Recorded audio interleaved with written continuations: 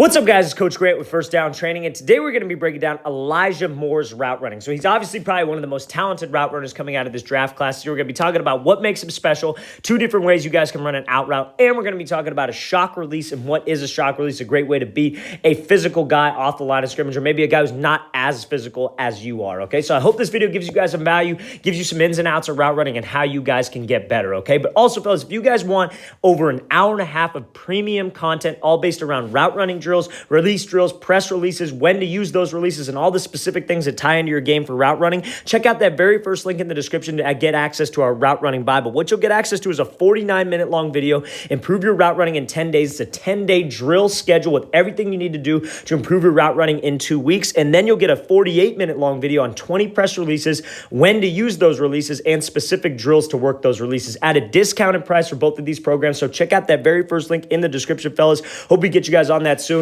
I hope that program can give you guys some value. I really think it's a great program, probably one of the best ones we have on our site. Let's get started. So the first route we're looking at here is from Moore is this peek back out route. So he's giving a peek back at the top of this break, then bursting up to the sideline on this route. So now a peek back, what's super important is that we're peeking with my upper half to sell like I'm going vertical, right? So when I come off here, I got this DB in this kind of catch technique. Maybe this is a situation where a linebacker's in this off-man coverage. I want to close that distance with him, right? I want to slow the tempo. I want to gather some information, but I mainly want to close the distance to try to get him on those heels. If he's inside shade, I want to attack him, because if he's inside shade and he keeps his inside leverage, look at all the space I just created for myself, right? So it's very important that you understand a DB's leverage and understand how he's going to be playing you, because if he's inside shade and I square him up, he's not just going to backpedal. He's not going to shoot to the outside and give me the inside. He's going to keep that leverage. He's going to stay disciplined to the inside, and that's what I want when I have an outside breaking route. So when we come up to him, we change that tempo, give him a little move, and then when I burst up to the vertical portion of the out, it's not just your eyes on this peek back that sell this thing. That definitely helps, but the DB should be looking at your hips. So you got to commit your hips, you got to commit your shoulders, and you got to be able to run full speed and have that good body language into this break, so that break can be sudden, but also so you don't give any indicators. It's so important when we're against man coverage, fellas, and against off man, whether it's press man, off man, catch technique, even zone. You don't want to give any indicators on your route. DB has no indication of when you're going to make that break, what the route's going to be. Everything looks the same. Everything's a fade until it's not, right? So you see Moore does such a great job of peeking back over this inside shoulder. Now, I don't even like calling it a peek back, because when guys peek back, they really look back and then they'll end up leaning back with their pad level. You still want to keep the same pad level. It's a little glance over your inside shoulder, right? You never want to do this over the outside shoulder if you have an inside breaking route, because that doesn't make much sense. When are you turning over that outside shoulder? Rarely if you're pushing vertical. Like maybe if it's a corner, for sure. If it's like a corner post, then yeah, for sure, an out and up. But if you're just pushing vertical, it's always when you're looking over this inside shoulder for an outside breaking route. That's when we want to use it. So I keep a good pad level. It's a little glance over that, because when you keep a good pad level like this and you glance, that's what makes him overcommit, right? You sell with those eyes looking back for that ball. I really commit to this break. Oh shit, this DB knows he's getting beat. He's going to overcommit on the route. He's going to be running full speed, and then it's just the drop of a hat, I'm able to make this break happen. There's no indicator. I'm not reaching out for you. See how Moore, he doesn't reach out for the depth of this route. It's just bam, right in stride. That's how we want to play this thing anytime you're working an out route against freaking zone coverage, off man coverage, press man, catch technique, whatever it is you're able to restack, get to the outside, whatever. It's got to be sudden. There's got to be no indicator. I can't reach back, because everything about this break right here, his pad level, how he's making that break, he's in stride, is explosive. And how sudden that break is what gives him that explosion to accelerate and win the race back to the ball, because the ball is going to be coming out here. So if this DB plays this thing well, I want to make sure that I win that race back to that ball, and I want to make sure that I accelerate to that ball to be able to make that play right here. That's a great route here by Moore. Let's watch the thing again, full speed one more time. Great job of squaring him up. Great job attacking his leverage, pushing up vertical, giving that little peek back technique, then accelerating out and making this catch. Okay, so now we'll be looking at a situation where you got to run an out route versus maybe an outside shade DB, right? So let's watch the thing full speed off the line. So he comes up, attacks that inside shoulder, breaks up to the outside, and then catches this route. So now the last clip we were talking about was where a DB was in this kind of off man, but he was a little bit inside shade, a little bit inside shade, more so head up. Now look at this shade we got right here. Outside shade, but I got to get to here. I got to run this speed out. I got to run a 10-yard out. And this is the thing that you guys got to have at the receiver position. We can't be one-dimensional, right? If he's outside leverage and I got to run an outside breaking route, man, especially a 10-yard out and he's off coverage, I probably have to take the outside release. I can't take the inside release on this one. If he's pressed and he's outside shade, let's say he's walked down outside shade, maybe it's like if you're on the outside, it's more of like a cover 2 look, I guess you could call it. You still want to, you could take the inside release on it. But when he's in off coverage like this, I probably got to push to that outside because, again, he's playing that way to keep you in front of him and so he could just reroute you and force you to the sideline, and then the quarterback has no throw, right? So his job is to force you inside. He's outside shade. He doesn't want to give up the outside. But how I can try to attack him to the inside is, you see when Moore comes off here, where does he go? He goes straight at this like outside, or this inside shoulder, excuse me. He comes off that line straight for that inside shoulder because that might force him to open up. That might force him to backpedal, and then I'm able to make this break and I'm able to get that outside shade. And you see what he's able to do as well is close the distance. He steps on that DB's toe. Anytime they're in off coverage, you guys, I cannot just make that break away from him. I cannot run away from this guy. I can't just try to just run to the outside, get to here, and then go. He's going to be all over it. Maybe in high school, maybe in youth ball, you could get away with that if you're the best athlete on the field.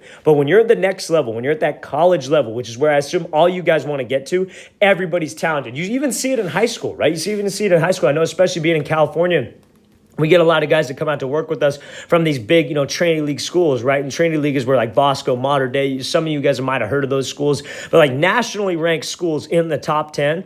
Even at that level, you got some DBs who are talented, and everybody on that field is fast, right? So when you get to that next step, everybody's quick, everybody's fast. The days of just running around people is over unless you have Tyreek Hill speed, right? So we got to have this technique. We got to be able to attack his inside shoulder, try to force him to backpedal, get him to stop his feet. Then I make that break, push up to the depth of the route, and again, you see how sudden that break point is. This is why he's so dangerous, because when he's sudden with these breaks, the DB doesn't have that time to react. That's why everything you do as a receiver has got to be sudden. Everything you do as a receiver has got to be violent, because that is what doesn't give the DB time to react. When we give him time to react, if I reach out for it, like if I take this cut and I reach and then he starts to lean back, he drags the inside foot, he takes all these extra steps, DB's just got more time to react and he's making a play on it. And also, I'm not getting to the spot as fast as I can for that quarterback to be able to get the ball out of there, right? Timing matters with your quarterback, fellas. That always has to be number one, especially in man coverage. Their goal is to disrupt the timing. So watch the thing again, full speed one more time. Great job attacking him, pushing up vertical, breaking this thing off, then accelerating back to the ball. All right, guys, I want to take a break from this breakdown to talk about one of the sponsors of our page. We're going to be talking about A&G Labs pre-workout and protein powder, pre-dominance and pro-dominance. Okay, so these are supplements that were made specifically for athletes. That's why they came to us. That's why we have them sponsoring this episode. So the main thing is that the pre-workout and the protein, they're going to help you do a couple different things. They're going to help you guys gain weight. They're going to help you guys add muscle with the specific ingredients that they have. So if you guys want more information on the supplements that athletes should be taking, all completely safe, no NCAA or USADA banned substances, check out that link in the description or go to aglabs.org. If you want to order one of these, the protein powder or the pre-workout, use the promo code FIRST15. You get 15% off your first order, fellas. So again, check out that that second link in the description, check out that second link in the description, or aglabs.org. Use the promo code FIRST15 to get 15% off their pre-dominance pre-workout or their pro-dominance protein powder. Hope you guys can check that out. Second link in the description. Let's get back to this video. So now, last route we're going to be taking a look at here is this shock release here from Elijah Moore. So a shock release is a great thing that you guys can do if you're trying to set the tone early, right? So let's say I got this DB here. Let's say I'm trying to set the tone. Let's say I'm trying to just get him off his line. Let's say maybe it's the first quarter. I don't want him to punk me around. This guy's been physical all year. Or maybe I want to be physical and I want to set the tone to him. Or maybe I'm just simply a bigger guy. Maybe I'm just on the bigger side. Maybe I'm stronger. I'm more physical than this dude. I'm just going to shock him and just get him off the route and then just go. This is a great thing to do to get this guy to start backing up, right? So like, let's say you're a big dude. Let's say you're a stronger guy. Maybe you don't even have to be a big guy, just a strong guy, right? And you got this DB who's crowding you the whole time, getting physical, getting a little chirpy. This shock release is a great way to create some space for yourself. Every single play, too. I'm not talking about space. I'm not talking about separation. I'm talking about him backing up and thinking twice the next time before he tries to get hands and tries to step up to that line, because it sets the tone early, right? It's no different than when you're like playing. I'm sure some of you had coaches like this, like in Pop Warner. They have you guys just take a cheap shot on a kid, like at very first quarter, even in high school, right? Because that sets the tone early and that dude's thinking about it, right? I could tell you 100 different times when I played quarterback how many late hits I would get on the first drive, because they would try to rattle me. They're trying to rattle you. And that's what we got to do. That's the attitude that we got to have as a receiver. And get this is all legal. This is a completely legal move. So this shock release is a lot like blocking. When we block, we want to be able to drive from my legs and explode from my hips. That's why I think the exercise bench press is pointless, because anytime you're trying to explode like this, it's not about your chest. You're not pushing a guy off. You're exploding from your hips and you're driving from your legs. That's where all your power comes from, and that's where all your explosiveness comes from. So that's exactly what Moore does. He shoots up, hits him right in those shoulders, gets him knocked off this platform, gets him off balance, and you see the spaces he's able to create.